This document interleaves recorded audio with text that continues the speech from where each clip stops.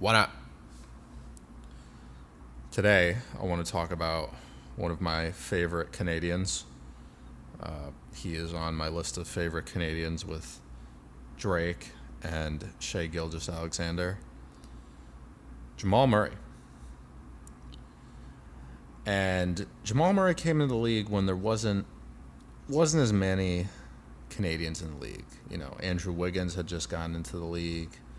That was like a big thing for Canada because he was the first overall pick. Anthony Bennett, we all know that story. Andrew Wiggins is definitely the better first overall pick from Canada, but I don't want to trash talk Anthony Bennett right now. I've done enough of that. But what I want to talk about is Jamal Murray because everyone is giving him a bunch of because he played like absolute dog in the Olympics. Only averaged 6 points per game on, I believe, like less than 30% shooting. It was 29% shooting. So that's terrible. That's absolutely terrible. And obviously we know the Olympics they're a little bit different than, the NBA. The rules are a little bit different, but 6 points per game over like 4 or 5 games is like, it's not that good, but it's a small sample size, right? So everyone's freaking out. Everyone thinks that this is a sign that the Nuggets shouldn't extend Jamal Murray. He's currently going into the last year of his contract. He's due about $36 million this upcoming season, I should say. And he's eligible for, I think, like a $200 million plus extension. So obviously this gives the Nuggets a couple of options here, right? So Jamal Murray is going into the last year of his deal. That can make him easier to trade. It can also make him more difficult to trade because it depends on what team you're trading him to. If you're trading him to a team that is, just trying to take on salary because they're not really going anywhere, next season, that's one thing, because they're not really worried about re-signing him. But that also means that you're probably not going to get that much in return if you give him up.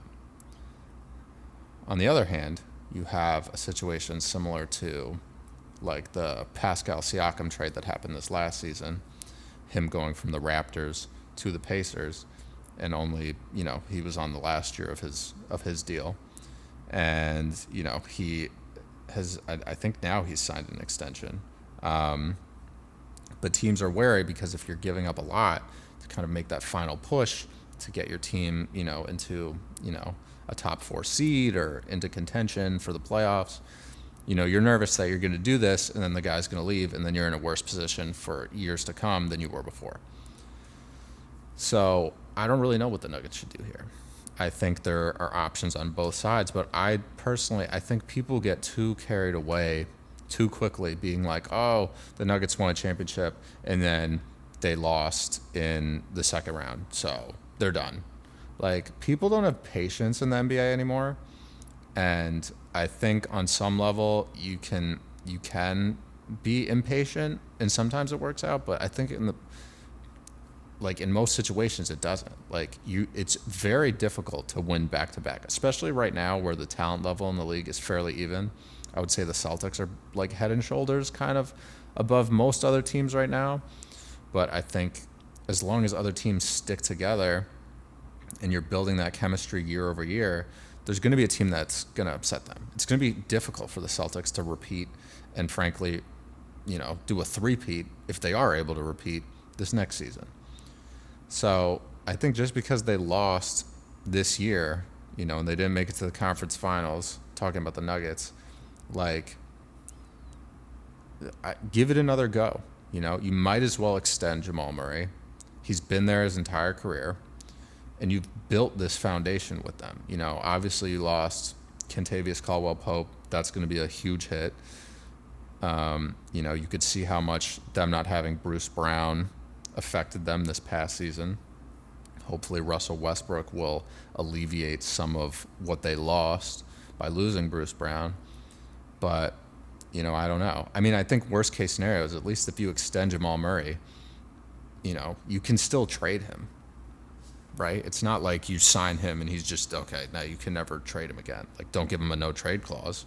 I think we learned that. I think the whole NBA learned that from the Bradley Beal situation, is you shouldn't give any player a no trade clause unless they're LeBron James, Kobe Bryant, or Michael Jordan, right? Or Steph Curry.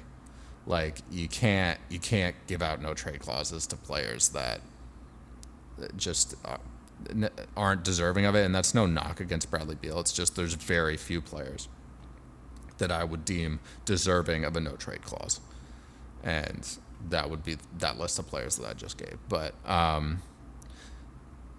don't know. Me personally, like I said, I would keep them together. I would try and see if you can run it back. They have more time off this season. Obviously, they're playing the Olympics, so that's a little different. But I think it's just tough in the NBA right now to win back to back to back.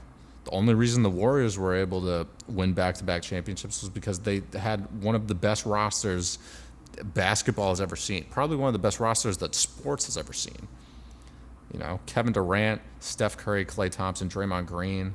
Like, you had so many good players on that team that are basically all going to be Hall of Famers. You got 4 Hall of Famers in your starting lineup. That's a recipe for success. And you could even see, like in 2019, they just started breaking down. It's not because they were less talented. If they were fully healthy, they, frankly, might have beaten the Raptors. But the NBA is about so many other factors than just playing basketball. It's about, can you stay healthy?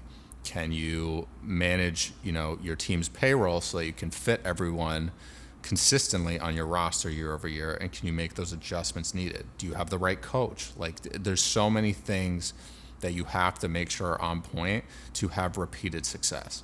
And to manage all of those factors is, frankly, it's like nearly impossible at this point. Like, I don't think we're going to have a team like, like those Celtics teams in the 50s and 60s where they were just winning back to back like it was nothing, right? Like, that the days of that are over.